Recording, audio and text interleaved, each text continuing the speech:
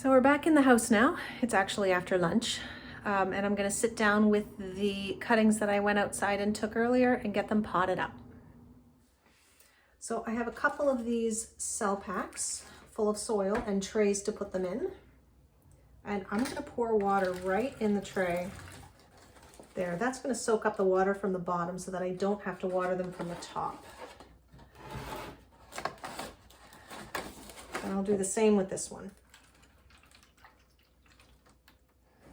There. So you'll notice these are two different sizes. These ones are 24, I think, and this one is a 15. And I'm going to use this one for the sage. I stripped some of the lower leaves off when I was outside just to clean them up a little bit, but I'm going to take a lot more of these off. These cell packs and trays I get from Vessie's, and I actually have 3 different sizes. I have a smaller one as well that I think might have 30. There. So there are 6 leaves in there, and really I probably could take off 2 more. No, I'm going to leave those on. And I'm going to cut that to about there. There we go. So there's our cutting. I'm going to make 15 of these to stick in this cell pack. I'm just going to push them right in the middle, straight down to the bottom. That'll make sure that they get the water, even if the water doesn't come all the way up to the surface of the soil. Let me bring this up here. There's 2.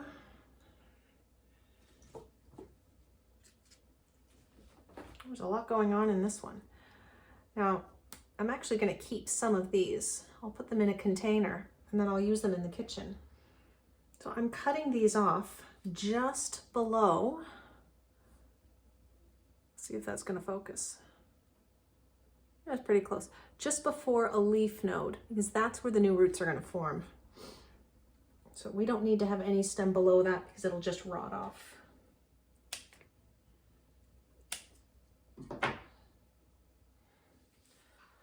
All right, so I'm done with the sage. And grab my lavender next. I've already done a tray of lavender this year that I'll show you in a second, but these ones I stuck in a container. These ones are going to be really easy to prepare too. I cut them so that there's a little bit of a woody section on the bottom that's starting to turn brown, and that's a bit long. I might trim it down, but I'm going to take probably only about that much I'm going to keep on the top, and the rest I'm going to strip off. So I've got this now. And I want to cut it down. I'm going to take most of that brown off actually. I'm going to find just below a leaf node and cut it about there. I don't want too much of the bare stalk sticking up above the soil. Yeah, that's good. Oh, and I almost forgot. I'm going to take out the growing tip too. So taking out the growing tip will just mean that it's going to branch out when it starts to grow instead of just growing straight up. Then we'll get a nice bushy plant.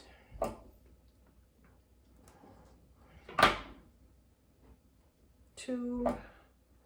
Well, that one's much shorter.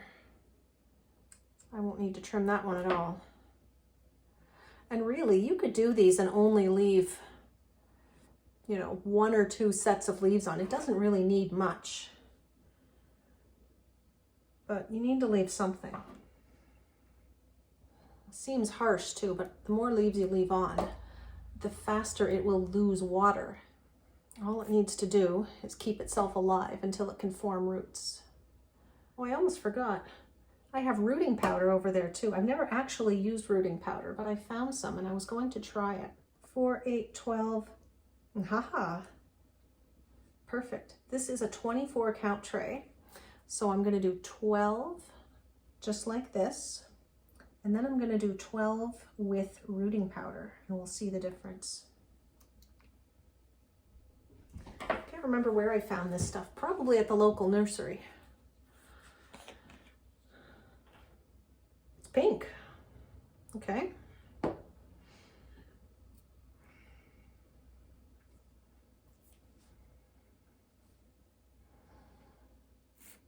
So I'm going to prepare these exactly the same way. Cut them off and dip them in rooting powder. Yep, there you go.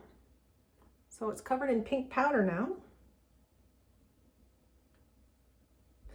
And apparently that's it. So we'll see the difference when these root. I'm interested to see if they root faster. They're generally pretty successful. Okay, if I've been paying attention, I've remembered to dip them all this time. If not, at least I have video evidence. This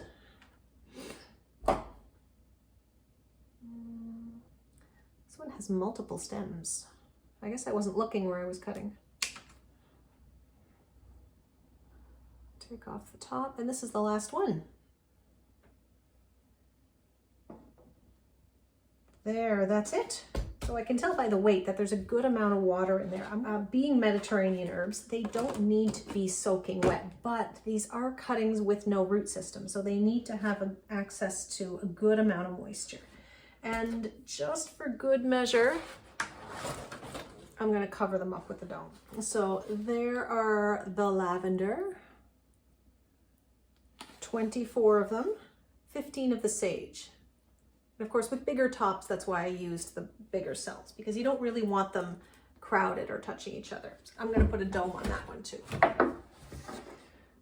Now, about 6 weeks ago, I took these. There are my cuttings from 6 weeks ago. So they haven't grown much, but actually a couple of them are flowering. Look, that one has a little tiny flower bud on top, and so does that one. I'm going to cut those off. I cut the tops of these too, and you can see there's a lot of new growth starting to come up. So I still don't want to pull these out yet. And out of this whole tray, let's see, this is a 24. These 3 were empty, so that's 21. I had 1 not take. So that was 20 out of 21. I did this without rooting powder and pretty much ignored them, other than keeping them watered. But I think I had them in the house just by the window. Yeah, we had a really hot September, so I didn't leave them out because I didn't want them to get too dried out. But that's 20 brand new lavender plants cut from the same place in my front yard that I cut those today. So it's a little hard to tell, but you're actually in my dining room right now, and there is my little grow light setup. I have 2 shelves with 4-foot shop lights in them. These little green trays are a lot smaller than the regular size trays that you get, but I love them because I don't often grow enough. That has orange paint on it. I'm gonna blame my kids for that. That's fine though. I'm gonna stick these under there. I haven't been using these lights for the last few months, but let's get them turned on.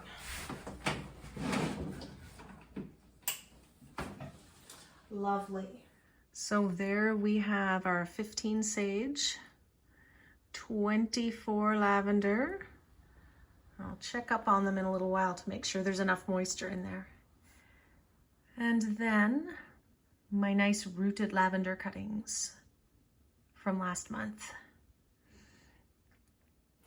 So these will hopefully be a good head start to my spring seedling sale. A lot of these lavender actually are going to get planted out here. Since seed starting in the spring is always so crazy, I'm trying to get ahead of the game a little bit and take some fall cuttings. And then we'll check back in a few weeks to see how many of them have rooted. Hopefully all of them. See you later. Bye.